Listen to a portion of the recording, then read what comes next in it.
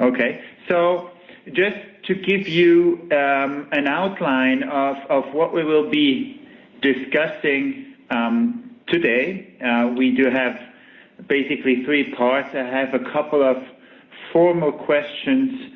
Obviously, this procedural nature. The second part will be that we will discuss the subject matter at hand. And the third part will be again regarding how to proceed from now on. If you agree, I would directly start with question number one. Yes, go ahead. Okay, so as informed by emails of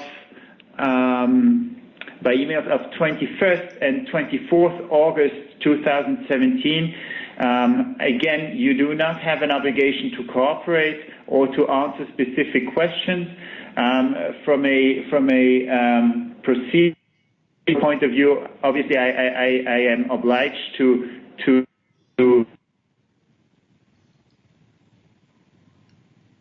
point out again, is it willing to... Yes, of course, and yes, I'm willing to cooperate to get this, to regain IPMA's integrity. Are you now alone, or is anybody around you who could listen to our conversation? At this moment, no, there's nobody in the room right now. Okay. Have you discussed the possible content of this interview with anybody? No. Okay. In the following, because that's already the first part that we've gone through now. In the following, please do only give us your answers to the specific questions without elaborating on broader issues that will help us to go forward a bit quicker. Okay? Yeah. Okay, so let's get to the subject at hand. As explained by email of 21st and 22nd August, the reason for you being subjected to the investigation is that our report should also cover the legal issues relating to your gathering emails and disclosing information contained in such emails to third parties. I also explained that the term third parties would refer to any person except yourself and the owner of the email. And of course, with owner, I mean the sender, for example. Do you understand that the subject matter? It is regarding the corruption case at IPMA. Yes, I am. Yes. And this interview is about you gathering the documents. So this interview here will cover this issue. Okay. So by email of 30th June 2017, you sent us a link to a presentation of evidence. I will refer afterwards to this presentation as the presentation, and that presentation was on a Dropbox server. Was this your personal Dropbox account? Yes, this is my personal Dropbox account. Who is the author of the presentation? I am the author of the presentation. Okay. When did you upload the presentation on Dropbox? Do you know that? Yes, there are several versions. I could check, but the first version was perhaps in October, November, and then I had another version in December, and then another version in January, and then the latest version I do not remember, perhaps June this year or July this year. I don't remember. Okay.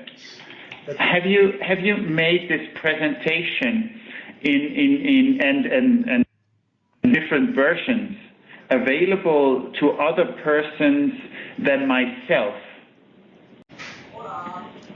Just hang on a minute. They're going to take my temperature and my pressure. Okay. Muy bien. Muy bien, ¿no? Sí. Ya te veo. Sí. El izquierdo sale diferente, ¿verdad? Bueno, no creas. ¿No?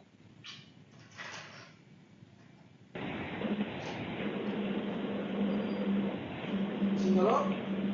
Sí, sin dolor. Todo bien, gracias. Muy bien. Ya fui al baño, entonces estoy muchísimo mejor. Muy bien. ¿Qué era ahora? 36,8. Y esto aún no. Ah, eso aún no.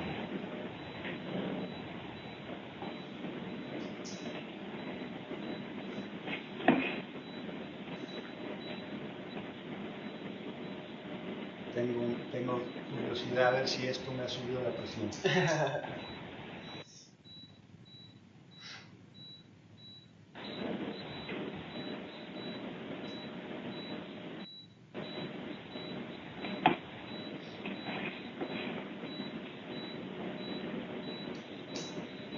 Ah, está mal, ¿eh?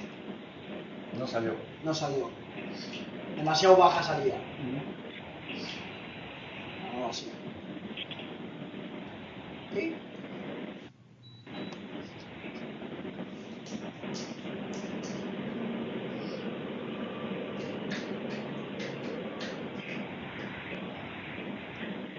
Just a second, they're taking my pressure. Yeah.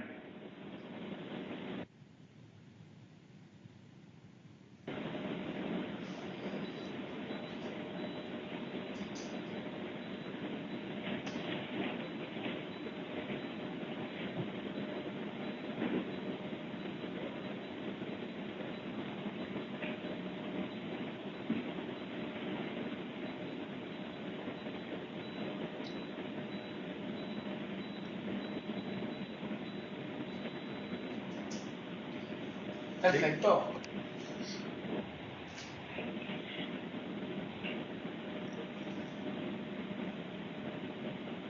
Está perfecto. Pues vale. Muchas gracias. De nada. Hasta luego. Hasta luego. So we were able to continue.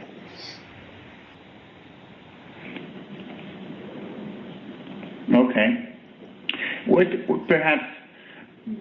is your motivation behind your actions?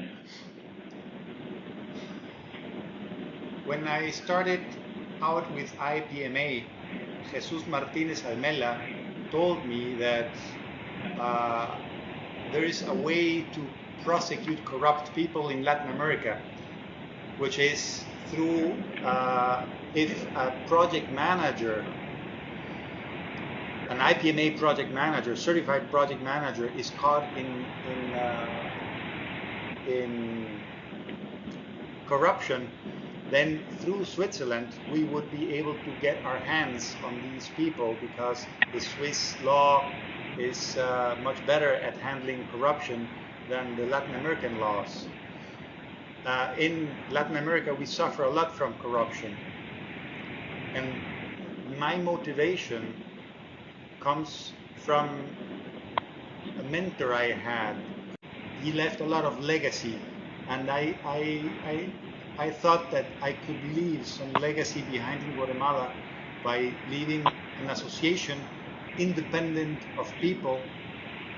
That means that if I go ahead and do the founding of the association, that a system is put in place to rotate people and create a system that is independent of people and can preserve itself, as to promote project management through the Guatemalan society, and to be recognized as an ethical country.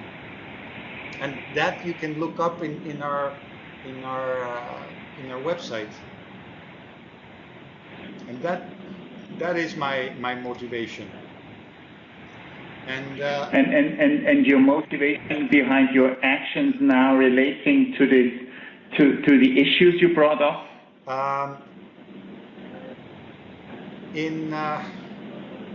Perhaps you may remember when planes flew into skyscrapers in the United States. The stock market crashed, but you may not remember that by the beginning of the next year, the stock market had already recovered completely. And what nobody noticed was that after 9/11, we had another crash, but this crash was because of a colossal moral failure in companies like Enron, WorldCom, Sunbeam, and this crashed the system, and this went, the stock market crashed even further, and it took very long to recuperate, because companies that do not uphold an ethical philosophy to do their business, they're not going to endure.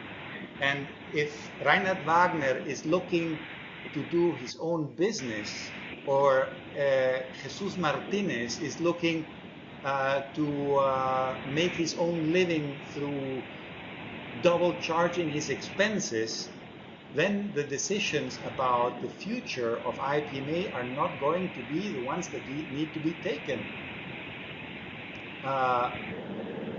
The future of IPMA has been compromised, and instead of having more people actually doing stuff, we have more people in committees, and we have more people being granted free travel and expenses. And this is a very interesting case, because it looks like a tiny Venezuela where all the close people to Maduro are well, and the rest are doing very badly. And if you take note at what Reinhard and Expo has done in the past 12 months, it has been very interesting, because they said Reinhard said, I do not see the value of Les Squire, our IPMA photographer, coming to all of the CODs, and suddenly Les Squire is flown everywhere to take pictures again. Reinhard Wagner also said that he didn't see any value in Inge Klaus's work, and suddenly he extended Inge Klaus's work for a year. He also said that he didn't see any value in David Hudson's work, and suddenly he's paying David Hudson's travel around Asia. So there are a lot of incongruencies about what is being said and done. And I see that he's buying favors, and people are looking away. And this is why we have ISIS, and we have the things in Barcelona, because people just look away, and they purchase a ticket for someone they know that is a terrorist, but they just look away because they want to make a pennies on the dollar, to make some profit, and they don't think about the consequences that their moral actions have. And I think we need to return to our moral basis. We need to return to integrity at IPMA. Okay, I think that is very understandable. As noted at the beginning of the interview, this interview now will cover only the issue that relates to your person. I think we've now also discussed a couple of other issues, and you've given us also your views on the different issues. Is there now anything else you would like to add to this interview?